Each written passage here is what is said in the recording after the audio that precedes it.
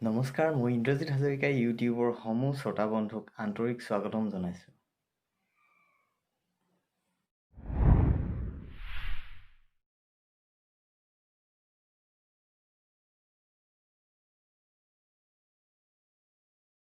আজি মই এই ভিডিঅ'টোত আপোনালোকলৈ এনে এবিধ বনৌষধৰ গছ লৈ আহিছোঁ, যিটো আপোনালোকে জানি লোৱাটো অতিকৈ প্ৰয়োজনীয়। আজিনো মই এই ভিডিঅ'টোত আপোনালোকলৈ কি বনৌষধ লৈ আনিছোঁ জানি লওঁ আহক। মই আজি এই ভিডিঅ'টোত আপোনালোকলৈ বিচাই ডাকিলেনো কি বনৌষধ ব্যৱহাৰ কৰিব লাগে তাৰ গছজোপা চিনাকি কৰি দিবলৈ লৈ আনিছোঁ।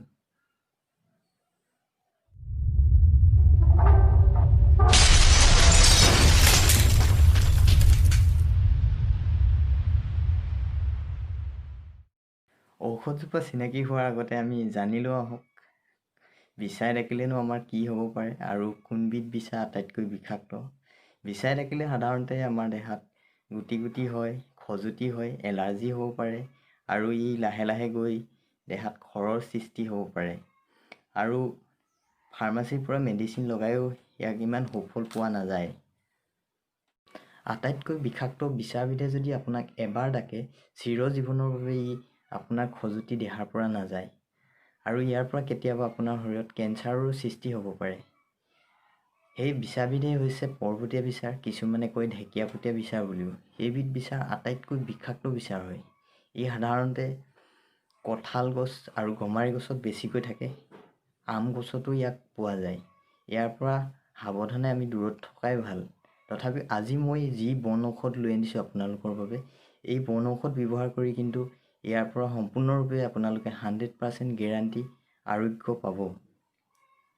এতিয়া পলম নকৰি আমি কিনো বনৌষধ লৈ আনিছোঁ চাই লওঁ আহক ভিডিঅ'টোত।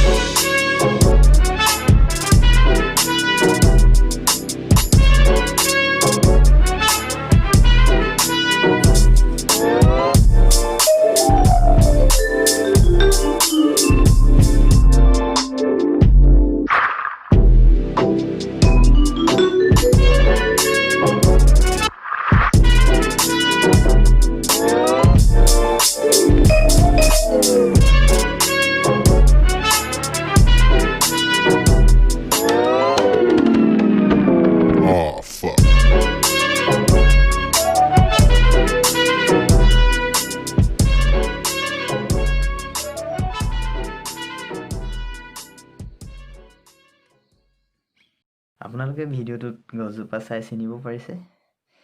এই গছজোপাৰ নাম হৈছে বিচাই খোৱা বন আৰু ইয়াক আমি কেনেকৈ ব্যৱহাৰ কৰিব লাগে তাক জানি লোৱা হওক। ইয়াক আপোনালোকে 1 বা 2 মুঠি ছিঙি আনক, সামান্য পৰিমাণে পতাত পিহক, বেছি পিহিব নালাগে। তাৰপিছত মিঠাতেল অলপ মিহলাই ল'ব আৰু লগত চুলি অলপ মিলাই ল'ব। তাৰপিছত আপোনাৰ যি অংশত বিচাই দেখিছে তাত ভালদৰে লগাওক। এবাৰত যদি ভাল নহয় তেন্তে আকৌ নেক্সট লগাওক। আপোনাৰ ভাল হ'বই, সম্পূৰ্ণৰূপে 100% গেৰাণ্টি ভাল হ'বই। এনেদৰে আগলৈ আপোনালোকলৈ মই বিভিন্ন ধৰণৰ ভিডিঅ' আগবঢ়াই থাকিম। আপোনালোকে মোলৈ কমেণ্ট কৰিব কিবা থাকিলে। মোৰ ভিডিঅ'বিলাক ৰাইজৰ মাজলৈ আগবঢ়াই নিবৰ বাবে আপোনালোকে মোৰ ভিডিঅ'বিলাক শ্বেয়াৰ কৰক, ছাবস্ক্ৰাইব কৰিবলৈ নাপাহৰিব আৰু ন'টিফিকেশ্যনবিলাক পাই থাকিবৰ বাবে বেল আইকনটো দবাই দিব। তেন্তে আজিলৈ আহোঁ, পুনৰ এটা নতুন বিষয়বস্তু লৈ আকৌ লগ পাম। আপোনালোক কুশলে থাকক। নমস্কাৰ।